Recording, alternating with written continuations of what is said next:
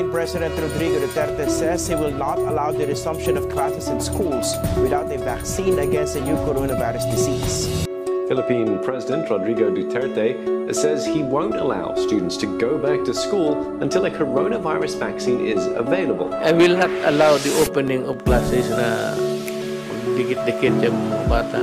Bahala na hindi na makatapos. For this generation, wala na matapos na doktor pati engineer. Hindi na, wala nang aral. Laro na lang unless I am sure that they are really safe.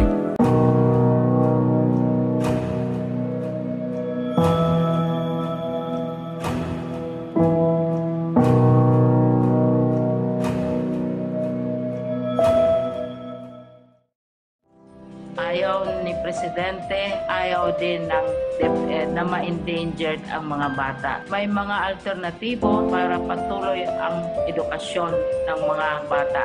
Nasa parents na yon kung ano ang desisyon nila, re-respetuhin namin yung kanilang desisyon. Sa June 1 to 30, magre-report na sila, as I said, online or physically.